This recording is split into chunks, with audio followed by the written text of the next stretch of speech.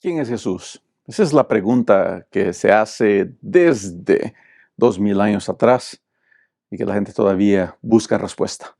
El estudio de esta semana nos va a ayudar en los comienzos del Evangelio de Juan a contestar esa pregunta que es muy interesante. Así que ven conmigo para un nuevo estudio de la palabra de Dios.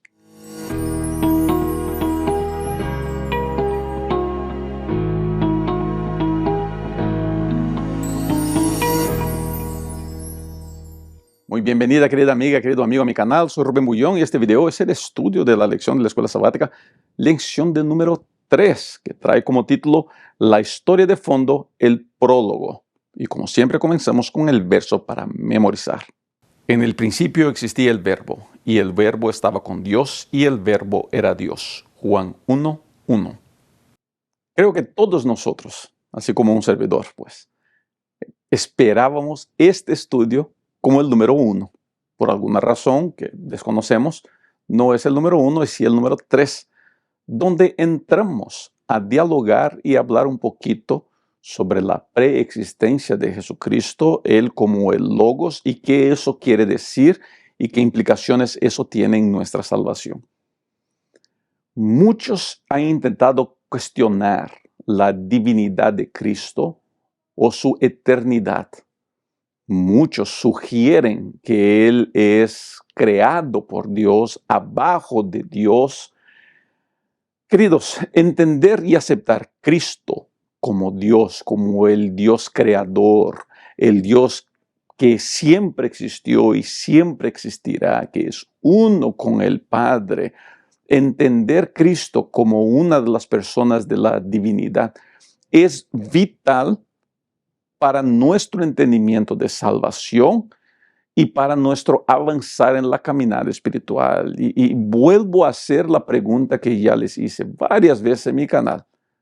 Para ti, ¿quién es Jesús?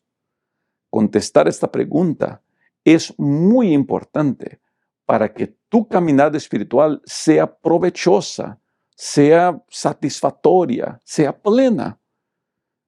Nuestro mal entendimiento de Jesús nos puede llevar por caminos muy peligrosos. Muchos llegan a decir que no deberíamos invertir tanto tiempo en la doctrina. Permítame discordar de eso. El estudio doctrinario de la Biblia es muy importante, porque el concepto de quién es Jesús es un concepto doctrinario que nos ayudará en el día a día.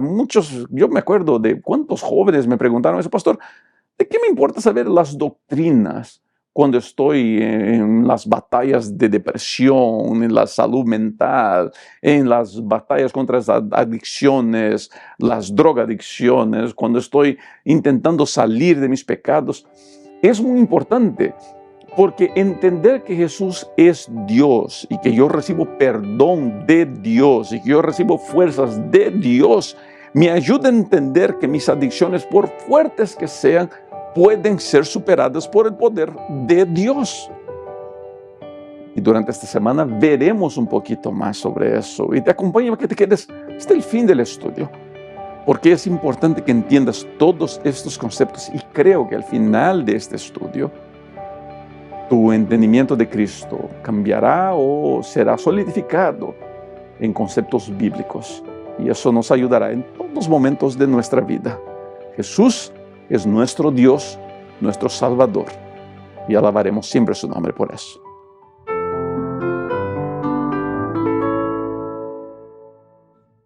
¿Por qué es importante que Jesús sea Dios? ¿Por qué es importante que Jesús no sea solamente un mero ser creado? La lección del día domingo va a traer alguna explicación y va a usar del griego para ayudarnos a entender la gramática de un texto que puede sonar muy difícil. Entonces, aquí un consejo a usted que es maestro de escuela sabática, que gaste tiempo leyendo esta porción de la lección, estudiando esta porción de la lección. Y le diría lo siguiente: antes de enseñar es importante que usted entienda eso. No voy a entrar a los detalles de la gramática griega por algunas razones, pero la principal es la cuestión de tiempo. No me gusta que los videos se extiendan demasiado. ¿Está bien? Ahora, Se le recomienda a usted que busque entender. Y si no entendió bien ese texto, sugiero que no gaste tanto tiempo, porque la gramática griega de este texto y las y entender esa parte gramatical, no voy a decir que no es importante, pero no es lo vital aquí. Lo vital es la idea de que Jesús es Dios. Y es lo que el texto quiere mostrar, que Jesús es Dios. Bien, este texto apunta para Jesús como Dios. ¿Por qué eso es importante? Y aquí está el punto. Saber que Jesucristo es Dios hace con que su sacrificio en la cruz sea completo. Y aquí creo que está el gran punto donde muchos que disminuyen la divinidad de Jesús o disminuyen la importancia de Jesús no entienden. Es aquí también donde muchos perfeccionistas y adeptos de teologías perfeccionistas pierden el punto al intentar disminuir a Jesús y elevar sus obras. Vuelvo a repetir, los conceptos perfeccionistas que entran de manera muy sorratera, muy sutil al seno de la iglesia y algunas iglesias, sin anunciar mucho, disminuyen la divinidad de Jesús para proponer que hay que alcanzar perfección o de que habrá una última generación que será perfecta para compensar esos detalles de Jesús. Vuelvo a repetir, queridos, Jesús es Dios. Nuestra salvación es por méritos de Él. Y porque Él es Dios, yo no necesito hacer nada para añadir a mi salvación. Si yo tuviera que hacer algo para añadir a mi salvación, entonces Jesús no sería Dios completamente.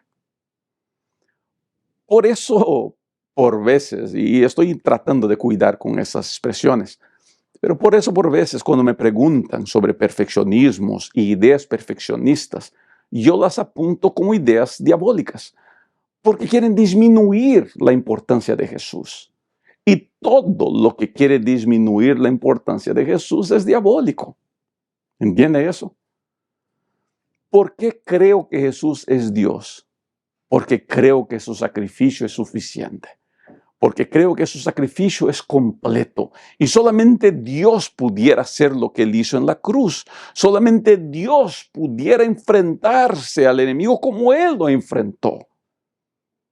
Así que, querido amigo, querida amiga, este estudio debe fortalecer nuestra creencia en Jesús como Dios y recibirlo en nuestra vida más que nuestro Salvador, nuestro Dios que creó todas las cosas, según dice el Evangelio de Juan.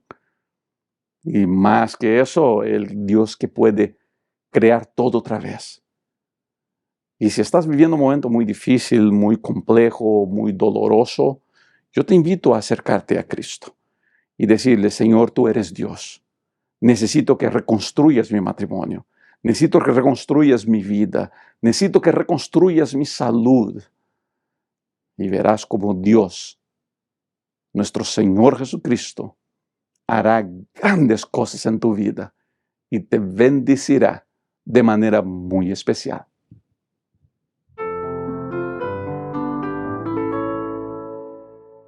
El Verbo se hizo carne.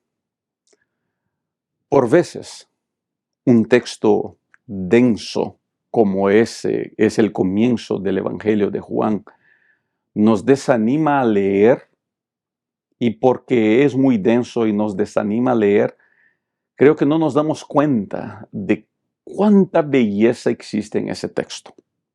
El Verbo se hizo carne. ¿Qué quiere decir eso? Quiere decir que Dios asumió su humanidad para vivir en nuestro medio. Que Cristo vivió con nosotros. ¿Eso quiere decir qué? Quiere decir que Dios quiso relacionarse con el ser humano.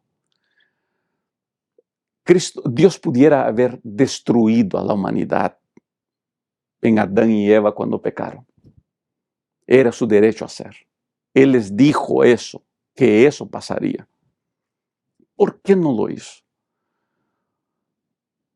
Porque Dios, que es amor, quiso salvar al ser humano.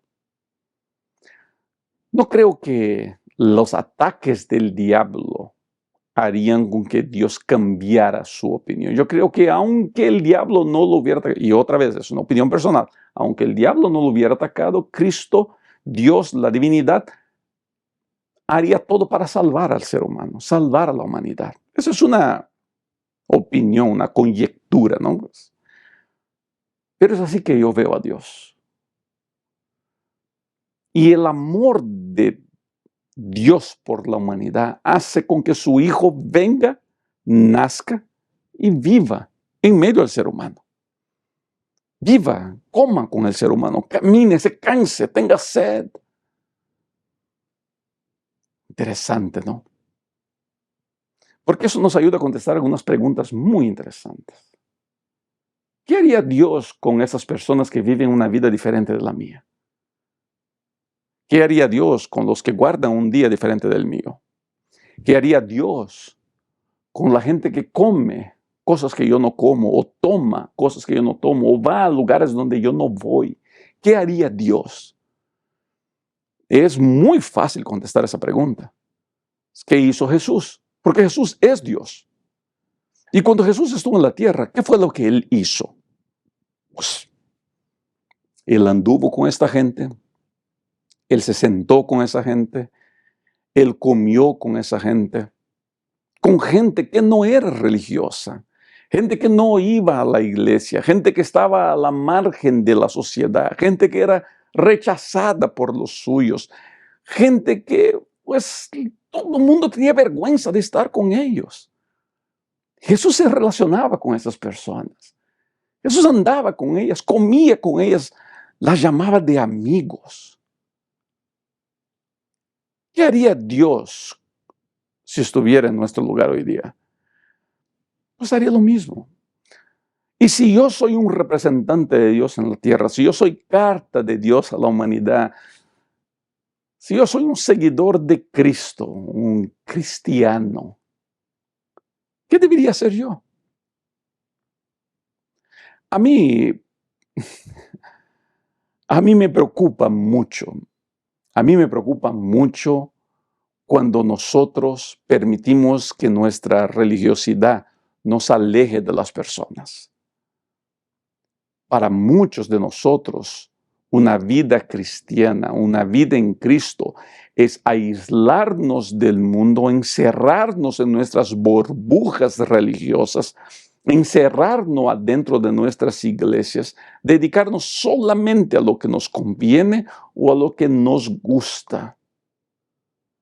Pero Dios no me ha salvado para estar sentado en las bancas de una iglesia comiendo mi santa comidita con los santos que yo quiero estar al lado.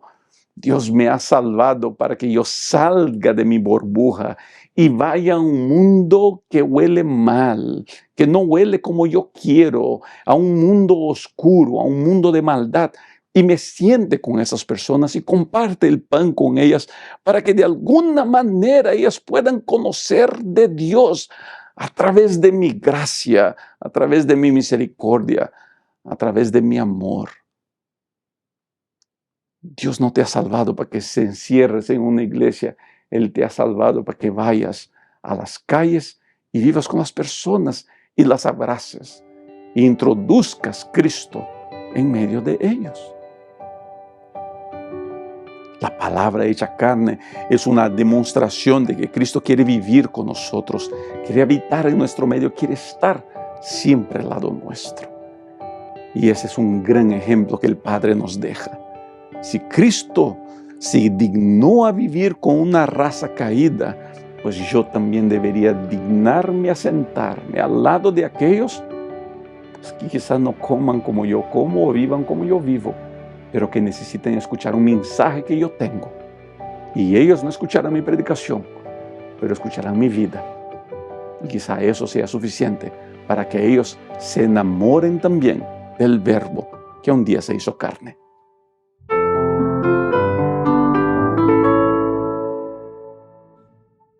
Una de las expresiones que encontramos en el capítulo 1 de Juan es de que Cristo vino y los suyos lo rechazaron.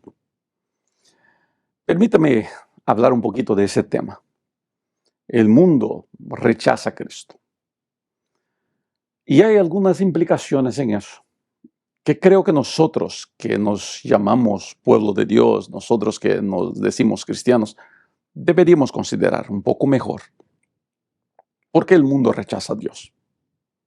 ¿Por qué el mundo rechaza a Dios? Yo escucho mucha gente diciendo eso. No, pastor, es que la gente está mundanalizada. La gente no quiere saber nada de las cosas del Espíritu.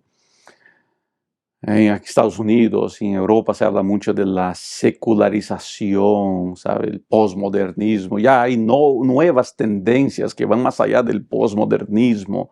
Las nuevas generaciones, cada día aparecen con un nombre nuevo para nuevas generaciones que existen. Queridos, yo no voy a rechazar de que eso tenga su influencia. Yo no voy a decir que eso no existe. Pero diría que el mundo rechaza a Cristo porque no conoce a verdaderos seguidores de Cristo. Conoce mucho de religión, ve mucha religión. Los medios sociales exponencializaron el acceso a la religión. Pero no creo que lo que falta al mundo sea religión o maneras de enseñar la religión. En lo personal pienso que nosotros, los teólogos, los líderes, las iglesias, perdemos mucho nuestro tiempo intentando adaptar la religión a las nuevas generaciones. No creo que les hace falta religión. Creo que les hace falta a la gente encontrarse con gente que de verdad es seguidora de Cristo. No hay nada más poderoso que el testimonio personal. El problema es que, somos campeones en vivir bien la religión, pero no somos buenos viviendo el cristianismo. Ese es un gran problema que tenemos como iglesia. Y no solamente la iglesia adventista, las iglesias en general. Ese es un gran problema. Otro problema es que estamos buscando nuevos adeptos a nuestra religión en vez de buscar nuevos seguidores de Cristo. Queremos que la gente abandone su manera de ser y se adecue a lo que nosotros creemos que sea correcto. Yo creo en la iglesia adventista, creo que tenemos un excelente sistema. Pero la gran pregunta que hago, y hablo mucho de eso con mi presidente aquí en la asociación, ¿qué es lo que queremos? ¿Adventistas o seguidores de Cristo? Porque necesariamente no son la misma cosa. Hay mucha gente en la iglesia adventista, en el ministerio, en otras iglesias, en otros ministerios, que son buenos miembros de la iglesia, pero no son seguidores de Cristo. Y el mundo usa eso para alejarse de Cristo. Me acuerdo de hablar con esposos de señoras en nuestras iglesias que me dicen, pastor, ahora que mi esposo no quiere venir a la iglesia, pues voy a visitar al tal esposo. Y me cuenta, pastor, mire, con todo respeto, para ser como mi esposo, yo prefiero no ir a la iglesia. Es duro escuchar eso. Es triste escuchar eso. Puede que sea excusa. Puede que sea. Puede que no sea. Y ahí volvemos al problema que estaba mencionando. Muchos de nuestros buenos hermanos, hermanas, pastores, líderes, vivimos encerrados en nuestra burbujita evangélica, en nuestra burbujita religiosa. Vivimos encerrados en nuestro mundito, adentro de las cuatro paredes de nuestra iglesia, donde estamos muy cómodos, muy confortables, porque la comida es la santa comida, porque la comida es diferente, porque la música es diferente, porque la ropa es diferente, y no queremos dejar nuestra comodidad y ir a encontrarnos con estas personas, pero es solamente encontrándonos con estas personas que lograremos mostrarles a ellos que hay una mejor manera de vivir, de que el evangelio puede ser una bendición en la vida de ellos también. ¿Por qué las personas rechazan a Cristo? Porque no te conocen a ti. porque no me conocen a mí. O quizá porque me conocen bastante bien. ¿Ya pensaste en eso? Al mundo no le hace falta religión. Al mundo le hace falta Cristo. Al mundo no le hace falta miembros de la iglesia adventista. Al mundo le hace falta personas que amen, que sean misericordiosas, que extiendan la mano. Al mundo no le hace falta miembros de la iglesia bautista, presbiteriana, metodista, asamblea de Dios o cualquiera que sea el nombre de tu iglesia. Al mundo le hace falta gente que se compadezca del sufrimiento ajeno, gente que esté dispuesta a abrazar a aquel que necesita de un abrazo, gente que esté dispuesta a sacrificarse por el bienestar de su hermano. Y si el cristianismo no hace de mí esa persona, el problema no está en el cristianismo, el problema está en mí que no he entendido el mensaje del Salvador.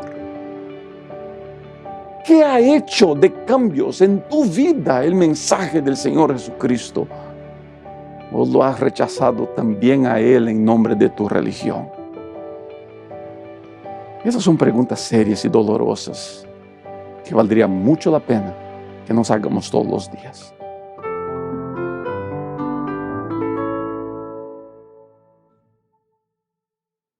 ¿Qué cambios ha hecho la entrada de Cristo a tu vida? ¿Ya te has preguntado eso? ¿Ya te sentaste un día a escribir una hoja? Y le recomiendo a usted que lo haga. ¿Quién era yo? ¿Quién soy yo? ¿Qué cosas la llegada de Cristo a mi vida me ayudó a dejar? ¿Qué victorias he tenido en el nombre del Señor Jesucristo? Valdría mucho la pena hacer eso. ¿Por qué te digo? Porque para muchos, y eso es lo que la lección del día miércoles va tratando de enseñar, para muchos Jesús ha sido un sistema de creencias y no una manera de vivir. Cuando Cristo entra a nuestra vida, lo que cambia no es nuestro sistema de creencias, lo que cambia es nuestra manera de ser. Vuelvo a insistir, ya dije eso varias veces, lo voy a decir una vez más. Si Cristo en mí no ha hecho de mí una mejor persona, un mejor vecino, un mejor padre, mejor esposo, si no ha hecho de mí una persona digna, correcta, buena, pues no importa. No importa que Cristo en mí me haya llevado a X iglesia o haya hecho de mí guardar el sábado o haya hecho de mí vegetariano. Cuando Cristo entra a la vida de alguien, los cambios son reales y no, pues, de palabra nomás. No es solamente un cambio de iglesia, no. Es un cambio de vida. Y eso debería comenzar entre nosotros, líderes religiosos. ¿Sabes? Una cosa que me preocupa mucho entre nosotros, líderes religiosos, es nuestra incapacidad de aceptar que estamos equivocados. Nuestra incapacidad de permitirnos ser corregidos. Creo que la iglesia adventista crecería mucho de escuchar más a los líderes de las iglesias. A escuchar los hermanitos y hermanitas que todos los sábados a las 7 de la mañana están allá limpiando el templo para que las cosas funcionen de manera digna. Y por veces ignoramos el consejo de esos buenos hermanos y hermanas solamente porque soy el departamental o el jefe o el presidente o el líder o qué sé yo. Yo creo que hay mucha sabiduría en nuestros líderes. He tenido el privilegio y tengo el privilegio de llamar de amigos a muchos presidentes de campos, de uniones, de divisiones. Y sé que son hombres de Dios. Sé que son hombres de Dios. Y me alegra poder conocer y sentarme a mesa con ellos. Pero veo cuánto de beneficio existe cuando los líderes que son hombres de Dios escuchan a esos hermanos, le hacen caso a esos buenos hermanos. La iglesia pudiera aprender tanto. Los líderes en la Biblia tuvieron mucha dificultad en escuchar y aceptar de Cristo, aceptar esa verdad. Nosotros líderes estamos dispuestos a aceptar esa verdad. Pero no para por ahí. Creo que el gran punto es el cambio que la entrada de Cristo hace en mi vida. Te pregunto, ¿has recibido a Cristo como tu Salvador? ¿Sí? Entonces permíteme otra pregunta. ¿Qué cambios reales ocurrieron en tu vida? ¿Eres un mejor esposo por eso? ¿Eres una mejor esposa por eso? ¿Eres una persona más amable desde que Cristo entró en tu vida? ¿Has sido un papá o una mamá más misericordiosos, más cercano a tus hijos, más cuidadosos con cómo están, cómo viven, lo que sienten? Eres un mejor colega de trabajo, eres una mejor persona en tu atmósfera, en tu ambiente de trabajo. Cuando Cristo entró en tu vida, ¿cómo ha sido tu manejada en el tránsito? ¿Has sido una persona más tranquila o te sigues peleando con todo el mundo? Cristo hace cambios reales en mi vida. Cristo quiere tocar las cosas que más me cuestan cambiar. Es fácil cambiarme de una religión a otra, pero la gran batalla está en cuando tengo que dejar de hacer lo malo para hacer lo que es correcto. Esa quizás sea la gran demostración de que Cristo entró en tu vida. Querido amigo, querida amiga, te invito a que aceptes Cristo en ti y permitas que Él te ayude a identificar las cosas que tienen que mejorar, lo que tiene que cambiar, lo que se tiene que ajustar. Permite que Él haga esos milagros en ti. Vas a ver la gran bendición que es vivir en el Cristo Jesús.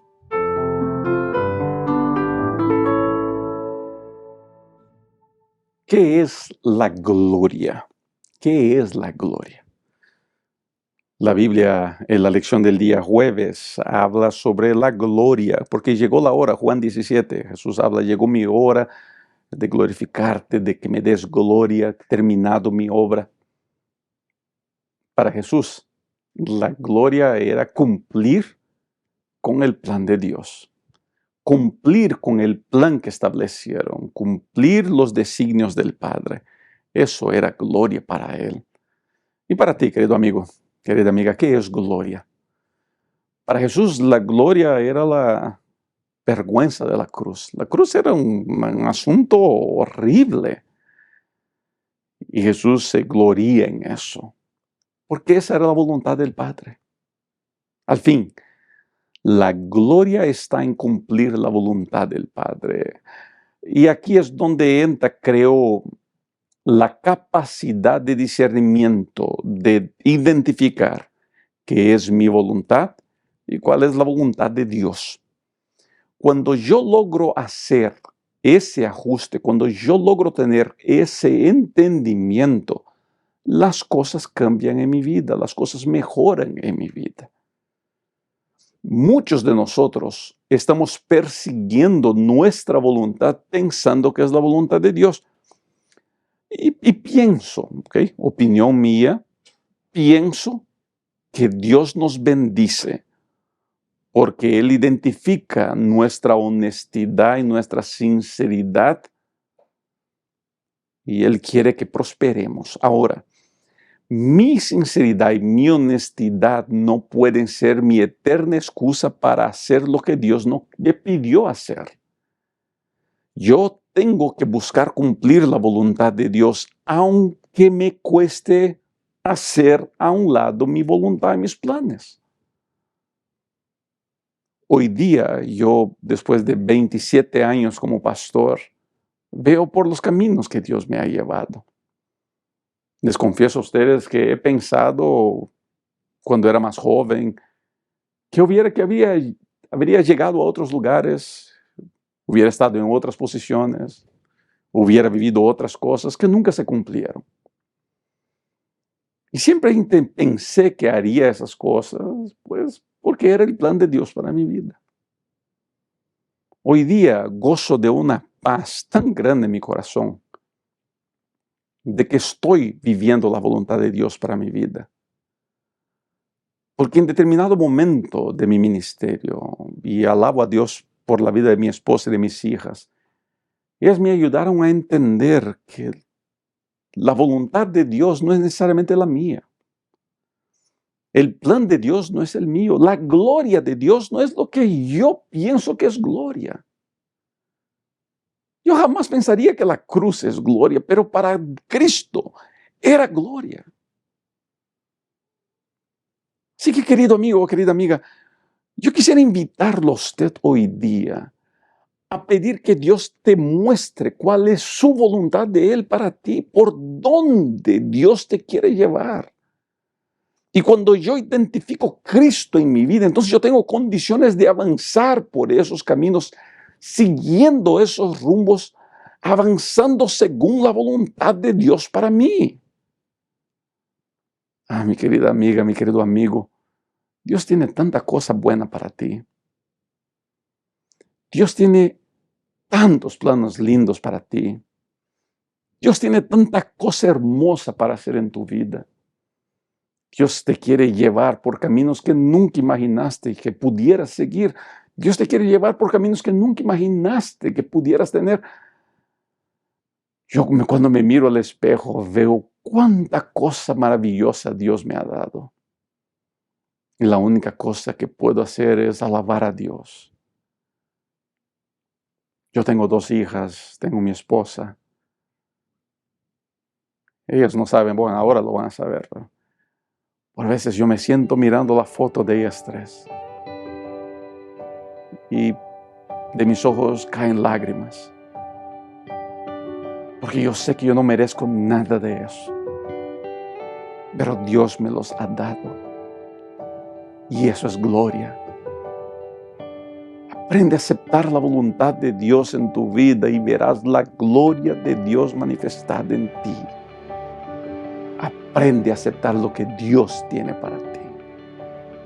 No siempre será lo mejor, pero siempre será para tu bendición. Fue así para el Señor Jesucristo, y porque Él aceptó, Él se pudo sentar al lado del Padre y recibir la gloria del universo.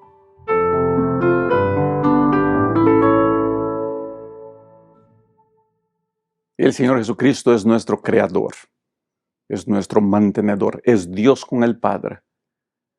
Es el que pagó el precio por nuestra salvación, y lo que debemos, si debemos algo a Dios, es reconocerlo, adorarlo y alabarlo.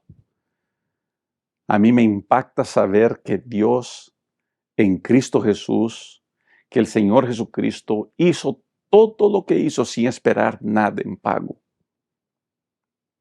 sabedor de que muchos lo rechazarían, y aún así lo hizo. Me impacta y alabo al nombre de Dios por eso.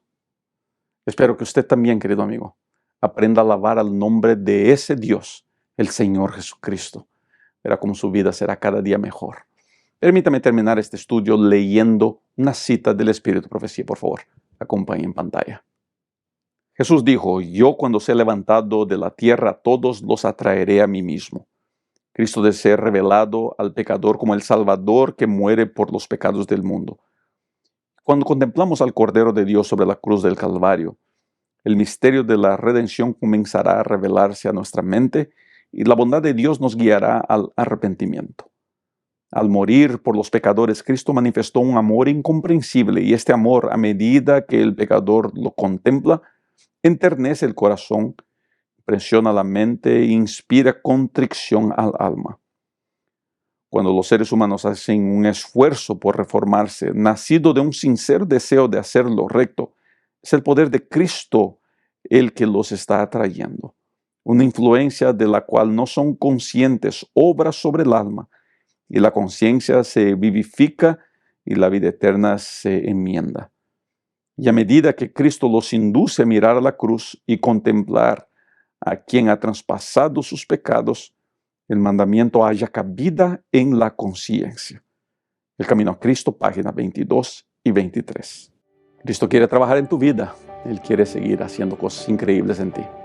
Está en ti aceptar o rechazar. Te invito a aceptar a Cristo. Acéptalo como tu Dios y tu Salvador, tu Redentor y mejor, tu amigo y hermano. Gracias por haber estado conmigo hasta aquí. Que Dios te bendiga. Nos vemos en los próximos videos. Chao.